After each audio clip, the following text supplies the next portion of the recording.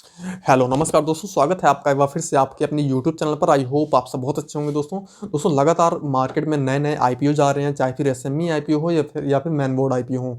लेकिन फिलहाल दोस्तों हम अपने चैनल पर लगातार जो है मेन बोर्ड आईपीओ और एसएमई आईपीओ का रिव्यू करते हुए आ रहे हैं। आज इस वीडियो के माध्यम से आपको एक ऐसे मेन बोर्ड आईपीओ के बारे में बताने जा रहे हैं जो कि फिलहाल 7 जनवरी से ओपन होने जा रहा है और ये बहुत ही बड़ा आईपीओ है। इसमें आप चाहें तो अप्लाई कर सकते हैं। फिलहाल बात करते हैं कि कौन सा आईपीओ जिसके बारे में आज हम आपको इस वीडियो के माध्यम से बताने जा रहे हैं। देखिए, आईपीओ तो लगातार हर रोज आ रहा है, लेकिन हम आपको वही आईपीओ बताते हैं, उसी आईपीओ का रिव्यू देते हैं जो कि हमें लगता है कि आपके लिए बेटर है, आपको अच्छे रिटर्न बनाकर दे सकता है। बाकी तो आईपीओ डेली आते रहते हैं, हम हर आईपीओ का रिव्यू नहीं करते, हम सिर्फ उसी का रिव्यू करते हैं जिसमें हमें ये चांसेस लगता है कि आप उसके अंदर अगर आप बिडिंग करते हैं तो आपके वहाँ पर जो है अलॉटमेंट के चांसेस ज़्यादा हों। उन्हीं आईपीओ का हम रिव्यू आपके सामने लेकर आते हैं। इसी कड़ी में आज हम आपको एक ऐसे आईपीओ के बारे में बताने जा रहे हैं जो कि अभी फिलहाल 7 जनवरी से ओपन होने जा रहा है। जी हाँ, उस आईपीओ का नाम है क्वाड्रेंट फ्यूचर टेक आईपीओ। ये आईपीओ जो है 7 जनवरी 2025 से ओपन होने जा रहा है और 9 जनवरी 2025 तक ओपन रहने वाला ये आईपीओ। 14 जनवरी को इसकी लिस्टिंग डेट है। चलिए जानते हैं कि आखिर ये आईपीओ आपको अप्लाई करना चाहिए, नहीं करना चाहिए, इसका प्राइस बैंड क्या रहने वाला है, कितना इसका इशू साइज है और क्या प्राइस बैंड रहने वाला है, अप्लाई करना चाहिए, नहीं अप्लाई करना चाहिए, और अप्लाई करना चाहिए तो क्यों करना चाहिए, और अगर नहीं करना चाहिए तो क्यों नहीं करना चाहिए, और बाकी जानेंगे इसमें जो है जीएमपी क्या चल रहा है। ये सारी चीज़ें हम जानते हैं इस वीडियो के माध्यम से। इस वीडियो को आप अंत तक देखिएगा। चलिए बात करते हैं कि आखिर जो ये क्वाड्रेंट फ्यूचर टेक आईपीओ है इसमें इसकी डिटेल्स क्या क्या है। सबसे पहले हम दोस्तों बात करते हैं Quadrant Future Tech Limited IPO के बारे में। ये जो आईपीओ दोस्तों, ये आईपीओ 7 जनवरी 2025 से ओपन होने जा रहा है और इसकी आखिरी डेट है 9 जनवरी 2025। तो एक शेयर की जो फेस वैल्यू 10 रुपये पर शेयर की फेस वैल्यू है। प्राइस बैंड की बात करें तो प्राइस बैंड 275 रुपये से लेकर 290 रुपये पर शेयर इसका प्राइस बैंड रहने वाला है। इसके एक लोड का जो साइज है वो करीब 50 शेयर्स का एक लोड का साइज है। और ये जो कंपनी है क्वाड्रेंट फ्यूचर टेक आईपीओ, ये आईपीओ जो है 290 करोड़ रुपए का आईपीओ है और बहुत ही बेहतरीन आईपीओ है। फिलहाल दोस्तों ये कंपनी 1 करोड़ शेयर्स के साथ 290 करोड़ रुपए इस आईपीओ के जरिए रेज कर रही है और ये टोटल फ्रेश इशू है दोस्तों। इसमें कोई भी जो है ऑफर फॉर सेल नहीं है, कोई भी जो है ऐसा नहीं प्रमोटर्स यहाँ से जो है अपनी स्टिक बेचकर जो है कहीं और इन्वेस्टमेंट बना रहा है या अपनी स्टिक बेचकर अपने पैसे निकाल रहा है, ऐसा कुछ नहीं है। टोटल जो पैसा है जो रेस कर रही है company, total offer for sale नहीं है, सारा फ्रेश इशू है, यहाँ भी कोई भी ऑफर फॉर सेल नहीं है। अब बात करते हैं क्वाड्रेंट फ्यूचर टेक आईपीओ की रिजर्वेशन की। तो यहाँ पर KYBs के लिए करीब 75% तक का पोर्शन रखा गया है, रिटेल इन्वेस्टर्स के लिए करीब 10% और HNI और बिग HNI इन्वेस्टर्स के लिए करीब 15% तक का पोर्शन रखा गया है। एक रिटेलर्स के तौर पर एक लॉट के लिए अगर आप अप्लाई करते हैं तो आपको यहाँ पर 14,500 रुपये इन्वेस्ट करना होगा, जिसमें आपको एक लॉट अप्लाई करना होगा और इसके बदले में आपको 50 शेयर्स मिलेंगे।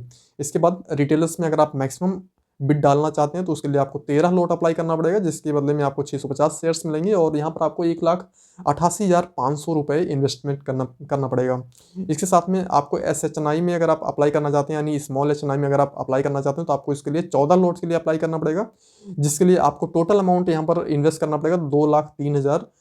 टोटल अमाउंट जो है यहाँ पर आपको इन्वेस्ट करना पड़ेगा, जिसके बदले में आपको टोटल 700 शेयर्स मिलेंगे। इसके बाद अगर आप SHNI यानी स्मॉल HNI से थोड़ा सा और ऊपर जाना चाहते हैं, आप जो है मैक्सिमम में अपनी बोली लगाना चाहते हो, तो इसके लिए आप जो है 68 लॉट के लिए अप्लाई कर सकते हैं, जिसके लिए आपको 9,86,000 रुपये यहाँ पर जो है इन्वेस्टमेंट करने पड़ेंगे। उसके बाद 3400 शेयर्स आपको यहाँ से मिल सकते हैं। अगर आप बिग HNI में अप्लाई करना चाहते हैं तो उसके लिए आपको जो है 69 लॉट्स के लिए अप्लाई करना पड़ेगा, जिसके एवज में आपको जो है 3450 शेयर्स मिलेंगे और इसमें आपको खर्च करने होंगे टोटल 10,05,000 रुपये। जी हाँ, तो ये था लॉट साइज की डिटेल्स। अब बात करते हैं कि आखिर ये जो कंपनी है ये कंपनी करती क्या है। तो दोस्तों जो कंपनी है क्वाड्रेंट फ्यूचर टेक लिमिटेड, ये कंपनी इनकॉर्पोरेटेड हुई थी सितंबर 2015 में। ये डेवलपमेंट का काम करती है, नेक्स्ट जनरेशन ट्रेन कंट्रोल और signalling system for Indian railways. जी हाँ, ये कवच सिस्टम को जो है प्रोडक्शन कर रही है। जो हमारी इंडियन रेलवेज हैं उनके लिए कवच सिस्टम लेकर आ रही है ये कंपनी। ये कवच प्रोजेक्ट पे पूरा इसका फोकस है। इसके साथ में जो इंडियन रेलवे की जो सिग्नलिंग सिस्टम है उसमें पहले भी काम कर चुकी है और अभी भी इनका पूरा कॉन्ट्रैक्ट उसी पर है। फिलहाल जो है अभी ये इंडियन रेलवेज के लिए कवच सिस्टम के लिए काम कर रहे हैं, जो कि पैसेंजर सेफ्टी के अंडर में आता है। जैसे कि आपने पीछे देखा होगा, कई सारे रेल एक्सीडेंट्स लगातार हुए, उसमें कई सारी कंपनियों ने अपनी बिडिंग डाली, जिसमें से इस कंपनी को उसमें जो है जो ये कंपनी है क्वाड्रेंट फ्यूचर टेक लिमिटेड, इसको जो है वहाँ पर टेंडर मिल चुका है कवच प्रोजेक्ट के लिए। तो ये फिलहाल कंपनी इंडियन रेलवेज के लिए कवच प्रोजेक्ट का प्रोडक्शन करने के लिए जो है तैयार है, और ये कर भी काम उसी सेक्टर में फिलहाल जो है, इनहेंसिंग सेफ्टी और रिलायबिलिटी फॉर पैसेंजर। जी हाँ, इनका जो मेन पर्पस है वो पैसेंजर की सेफ्टी और रिलायबिलिटी के लिए है। तो चाहे फिर ये कवच प्रोजेक्ट पे काम करें या फिर जो है ये सिग्नलिंग के पर काम करें, यानी सिग्नलिंग इनका जो सिस्टम है वो भी इन्हीं का सिस्टम है सिग्नलिंग, और इस साथ में कवच प्रोजेक्ट जो कि भी फिलहाल इनको नए टेंडर के तौर पर मिला हुआ है। फिलहाल इसका जो कारोबार है टोटल इंडियन रेलवे से कम मतलब रिलेटेड है। तो ये कंपनी बहुत आगे जाएगी और बहुत अच्छा परफॉर्म करेगी ये कंपनी है। स्पेशलिटी तौर पे जो है केबल मैन्युफैक्चरिंग कंपनी है, केबल की मैन्युफैक्चरिंग भी करती है। और जो जीएमपी की बात करें, जीएमपी अभी इसकी अभी कुछ भी नहीं दिखा रहा है। जो बात है वो आपके सामने है। जीएमपी अभी फिलहाल 200 है, लेकिन एंकर लिस्ट आनी बाकी है। एंकर लिस्ट आने के बाद हम इसमें डिसीजन ले पाएंगे हमें इसके अंदर अप्लाई करना चाहिए या फिर नहीं करना चाहिए। देखिए, हम यहाँ पर 3 चीज़ें देखते हैं किसी भी आईपीओ में अप्लाई करने से पहले। सबसे पहले हम जीएमपी देखते हैं।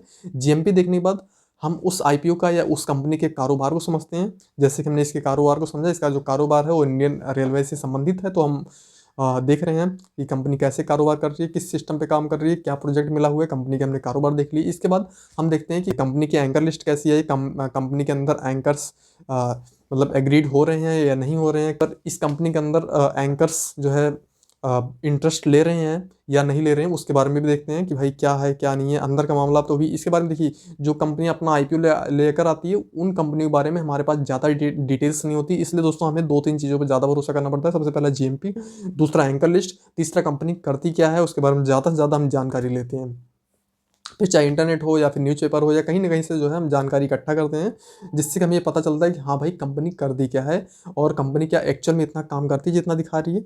ये सारी चीज़ें हम जो है कहीं ना कहीं से किसी न किसी सोर्स से पता करते हैं।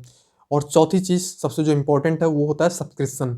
अगर पहले दिन का अगर सब्सक्रिप्शन अच्छा रहा या दूसरे दिन का सब्सक्रिप्शन अगर अच्छा रहा, तब जो है हमें लगता है हाँ भाई 20 से 25 गुना, 30 गुना, 35 गुना अब सब्सक्राइब हो रहा है, तो हम ये समझ जाते हैं हाँ भाई ये हमारा फोर्थ पैरामीटर है, जो कि हम मान सकते हैं हाँ कंपनी अच्छी है, लोग अप्लाई कर रहे हैं, लोग समझ रहे हैं, डिटेल्स को जान रहे हैं, जब भी हम जो है जाकर इसमें अप्लाई करते हैं। तो अभी फिलहाल मेरे तरफ से क्या डिसीजन है, मेरे तरफ से डिसीजन यही है दोस्तों कि अभी फिलहाल हमें इस पर वेट करना चाहिए जब तक कि एंकर लिस्ट नहीं आ जाती है Quadrant Future Tech Limited IPO के बारे में। मैं यही कहूँगा जब तक इसकी एंकर लिस्ट नहीं आ जाती जब तक हमें जो है वेट करना चाहिए, हमें कोई भी डिसीजन जल्दबाजी में नहीं लेना चाहिए। जिस दिन एंकर लिस्ट सामने आती है उसके बाद देखते हैं पहले दिन का सब्सक्रिप्शन कितना रहता है, फिर उसका दूसरे दिन का सब्सक्रिप्शन देखेंगे, उसके बाद हम आराम से जो है तीसरे दिन फाइनल डिसीजन लेंगे हमें अप्लाई करना चाहिए इस कंपनी के अंदर, इस आईपीओ में अप्लाई करना चाहिए नहीं करना चाहिए। वो सारे डिसीजन हम दूसरे या फिर तीसरे दिन मॉर्निंग में ले सकते हैं आसानी से।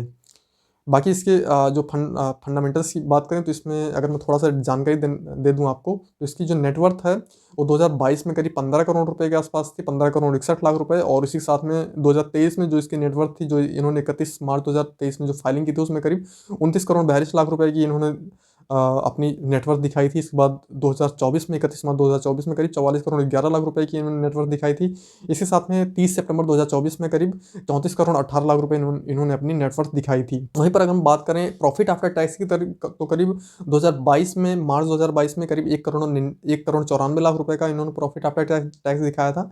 ठीक उसके एक साल बाद 2023 में 31 मार्च 2023 में करीब 13 करोड़ 90 लाख रुपए का इन्होंने जो है प्रॉफिट आफ्टर टैक्स दिखा दिया। यानी इससे एक साल पहले करीब 2 करोड़ रुपए के आसपास इनका प्रॉफिट आफ्टर टैक्स था, लेकिन ठीक से एक साल बाद करीब 14 करोड़ रुपए का प्रॉफिट आफ्टर टैक्स इन्होंने दिखाया है। 31 मार्च 2024 में ठीक इसी साल जो है करीब 14 करोड़ 71 लाख रुपए का प्रॉफिट आफ्टर टैक्स दिखा दिया।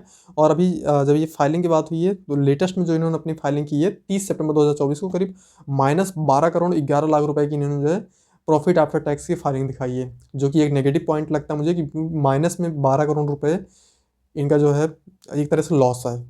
तो नेट प्रॉफिट इनका जो है प्रॉफिट आफ्टर टैक्स जो इनका नेट प्रॉफिट निकला था इस 30 सितंबर 2024 में, वो करीब 12 करोड़ रुपए नेगेटिव यानी कि लॉस में आई है कंपनी।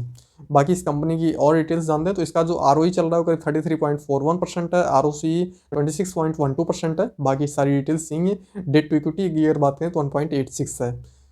तो दोस्तों ये था क्वाड्रेंट फ्यूचर टेक लिमिटेड का आईपीओ जिसके बारे में मैंने आपको जानकारी दी। इस आईपीओ के बारे में आपकी क्या राय है हमें कमेंट सेक्शन में जरूर बताइएगा दोस्तों। अप्लाई करना है नहीं करना है, अवॉइड करना है, इसके बारे में आपको एक दूसरे वीडियो में बताऊंगा जब तक इसकी एंकर लिस्ट नहीं आ जाती, जब तक ये जो है जब तक इसकी एंकर लिस्ट नहीं आती, जब तक हम डिसीजन नहीं ले सकते हैं कि इसमें आपको अप्लाई करना चाहिए नहीं करना चाहिए। हालांकि कारोबार हम देख रहे हैं कि ये जो है इंडियन रेलवेज के साथ अच्छा इसका कारोबार है, लेकिन फिर भी हमें एंकर लिस्ट आने तक का इंतजार करना चाहिए। इसके साथ में हमें फर्स्ट डे जो सब्सक्रिप्शन होता है, कितने % सब्सक्रिप्शन आ रहा है, कितने % सब्सक्रिप्शन नहीं आ रहा है, उसका भी हमें वेट करना चाहिए। तभी जाकर हमें जो है सेकेंड या फिर थर्ड डे या फिर लास्ट डे जो है यानी थर्ड डे को अप्लाई करना चाहिए किसी भी आईपीओ में। तो दोस्तों अगेन मैं आपको यही कहूँगा, अभी फिलहाल वेट कीजिए। क्वाड्रेंट फ्यूचर टेक आईपीओ में जल्दबाजी बिल्कुल मत कीजिए। आप जो है एक दिन का यानी फर्स्ट डे 7 जनवरी का इंतजार कीजिए, फिर उसके बाद 8 जनवरी को भी हम थोड़ा सा वेट कर सकते हैं। नहीं होगा तो 9 जनवरी को तो अप्लाई करना ही है, क्या दिक्कत है। पहले हमें एंकर लिस्ट देखना है, उसके बाद सब्सक्रिप्शन देखना है, फिर जो है जाकर हमें इसमें अप्लाई करना है। आई होप दोस्तों ये वीडियो आपको हेल्पफुल लगी होगी। इसी तरह की आईपीओ से रिलेटेड और भी वीडियोस देखने के लिए हमारे इस यूट्यूब चैनल को जरूर सब्सक्राइब कीजिएगा। तो लाइक कीजिएगा इस वीडियो को। मिलते हैं फिर किसी और वीडियो में, जब तक के लिए धन्यवाद। नमस्कार दोस्तों।